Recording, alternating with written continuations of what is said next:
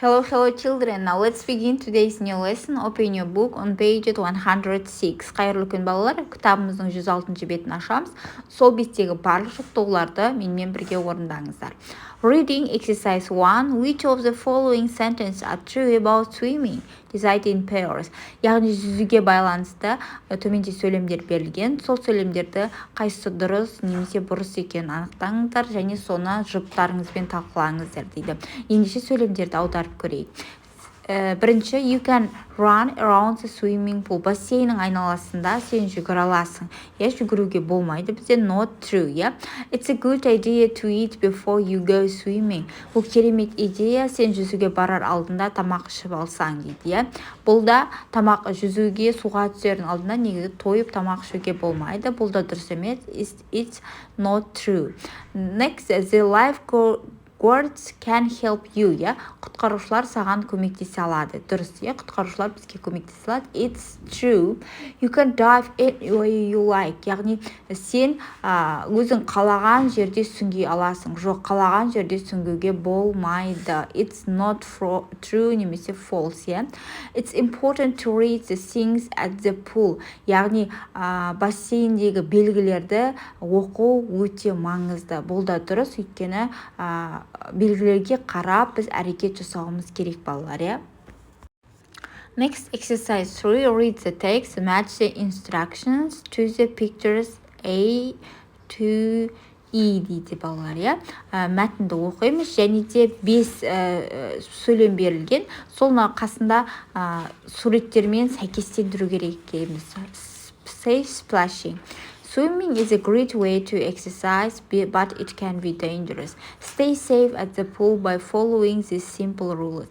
Жүзу жаттығуға өте керемет жол, бірақ бұл қауіпті болуы мүмкін. Сол үшін төмендегі қарапайым ережелерді сақтауымыз қажет дейді. Ережелермен танысып көрейік. Don't play around the pool. Яғни жаңағы бассейннің айналасында жүгіруге, ойнауға болмайды. You can slip and fall on the wet ground. Сен құлап қалуы мүмкін, және де ылғал жерде тайып құлауы мүмкін деген секілді. Don't eat before swimming. You can get pains in your stomach and it's difficult to swim. Яғни жүзер алдында тамақты тойып жеуге болмайды, өйткені сенің асқазаның ауырлық болуы мүмкін және де жүзуге де қиындық туғызады. Find the lifeguards. You can call them and they can help you. Яғни сен құтқарушыларды табуың керексің және де оларға көмек қажет болса көмекке шақыру керексің.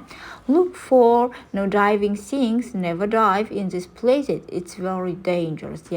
Яғни жүзуге болмайды деген белгіні іздеу керексің. Сол жерлерде ешқашан жүзуге болмайды, өйткені ол жер өте қауіпті. Always read the things around the pool before you start swimming. They are there to keep you safe дейді. Яғни әрқашан жаңағы бассейннің айналасындағы жүзуді бастамас бұрын бассейндегі белгілерді әрқашан оқып шығу керексің және де сол қауіпсіздікті сақтау керексің дейді. Enjoy your swim. Яғни жүзуге сол үшін ғана не істеу керек?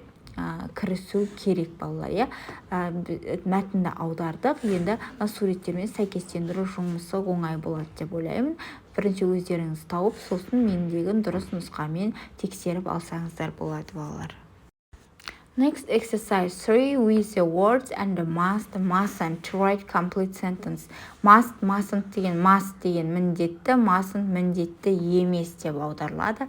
Яғни сөйлемдегі сөздердің орындары ауысып кеткен, соны дұрыс сөйлемді құру керек және де mustn't сөздерін тиісті орнына қойып, сөйлемді толықтырып шығуымыз керек балалар.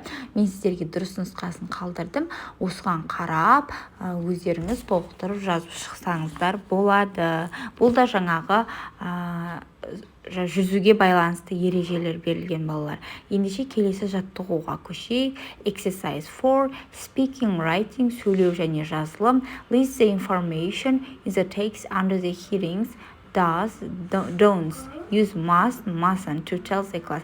Яғни жаңағы айттық қой, болады, болмайтын іс-әрекеттер және міндетті емес деген секілді іс-әрекеттерді жаңа mustn'тты қолдана отырып жасауымыз керек дейді. Сөйлем құрауымыз керек. Мен сіздерге дұрыс нұсқасын қалдырдым. Осыған байланысты жоғарыда айтылған мәтіндерге сүйене отырып, қайсыны жасауға болады, қайсыны жасауға болмайды, соларды жазып шықсаңыздар болады, балалар. Next exercise 5. What are some rules for playing basketball? Collect information. Write sentence or tell the class. Use the imperative or must, mustn't дейді. Және де баскетбол ойнаудағы ережелерді қандай ережелер бар, соған байланысты ақпараттар жинаңыз дейді, және де оны сыныпқа айтып беріңіз дейді. Мен сіздерге нұсқаларын қалдырдым, өзім нұсқамды, дұрыс нұсқамды, соны қарап жазып алсаңыздар болады. Сонымен қатар бұны да өздеріңіз толықтырып қарап шықсаңыздар болады. Балалар, бүгінгі сабақ ұнаса, лайк басуды, коммент қалдыруды және де каналға тіркелуді ұмытпаймыз.